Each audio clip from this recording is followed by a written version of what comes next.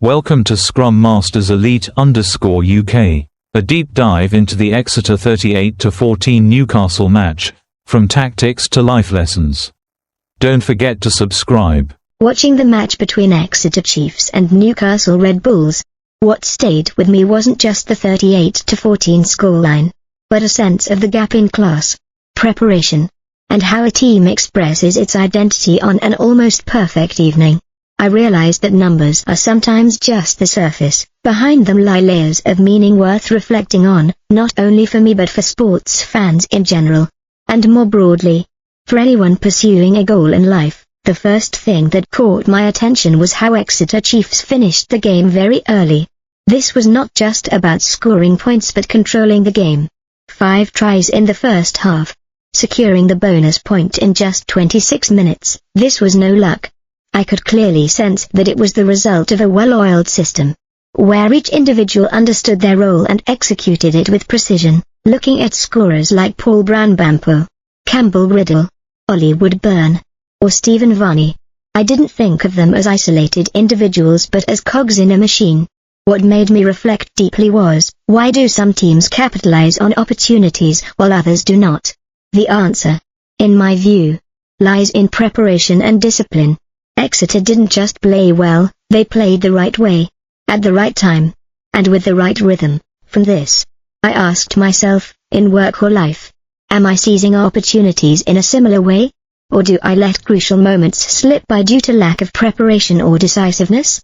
This match reminded me that opportunities don't automatically turn into results, they need to be transformed through real capability. On the other hand, Newcastle Red Bulls brought a different set of emotions.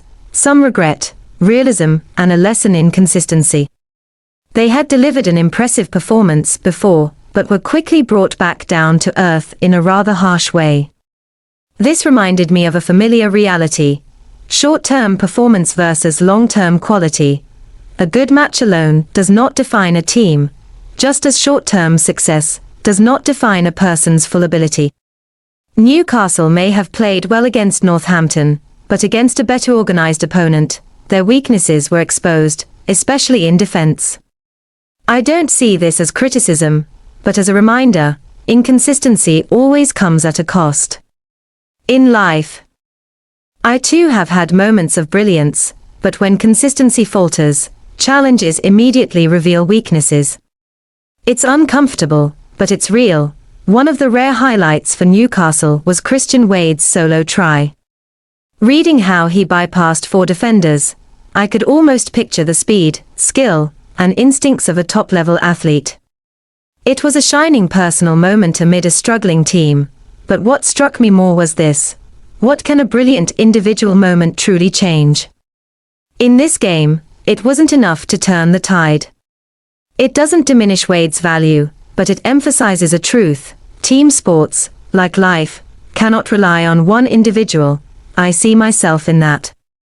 Sometimes I try to carry everything, thinking that if I work hard enough, I can solve the problem alone. But reality is rarely that simple. A weak system, a disconnected environment, or an uncoordinated team will limit individual effort. Yet what is admirable is Wade's persistence in approaching the scoring record. From a personal perspective, it taught me that even when circumstances aren't ideal, continuing to move forward still matters, at least to oneself. Returning to Exeter, Branbampo's performance genuinely impressed me. Scoring 2 tries while contributing significantly to defense made me think of a quality I always find hard to achieve: completeness. Some people excel at attack, others at defense. But those who do both well often make the biggest difference. In work or life, it's similar. One not only needs technical skill but also adaptability, support for others, and the ability to respond flexibly to situations. I asked myself, am I stronger in attack or defense? And am I neglecting the other equally important side, the presence of high-performing wingers, along with Emmanuel Fawa-Boso's impending return, shows that Exeter is not only strong now but also has squad depth. This prompted another reflection: sustainable success always requires succession and preparation for the future. In life, I sometimes focus only on the current match, forgetting that many challenges lie ahead. Building foundations, developing new skills, and preparing for unforeseen scenarios cannot be ignored. Another thought came from Tom Hooper's role. He didn't score or appear on the scoreboard prominently but played a fundamental part with 9 carries and 3 turnovers. These numbers aren't flashy but are extremely important. It reminded me of the unsung heroes in any organization, those who aren't on the headlines but keep things running smoothly. I wonder, in my own life, do I recognize these people correctly? And am I willing to be such a person when needed? Looking at the game as a whole, I don't see it just as Exeter's victory or Newcastle's defeat. I see it as a picture of the difference between preparation and lack thereof, consistency and temporariness, collective effort and individual effort. The biggest lessons I take away for myself are: success comes not from a moment, but from a cumulative process. Exceptional individuals are important but cannot replace a well-functioning team. Consistency determines long-term standing, and sometimes, silent contributions are the foundation of all achievements. For fans, this match also offers a realistic perspective. Your favorite team will not always win, and not every loss is meaningless. Each game reflects part of the truth, and accepting that truth is part of the sport's journey. For people in general, I believe the core message is balance, between the individual and the collective, between the present and the future, between attack and defense, between emotion and reason. This game, lasting only 80 minutes, mirrors much of what we encounter in everyday life. When I finish reflecting, I no longer see 38-14 as a simple number. It becomes a story, of a team showing its identity, of another team confronting reality, and of each individual contributing to a larger picture.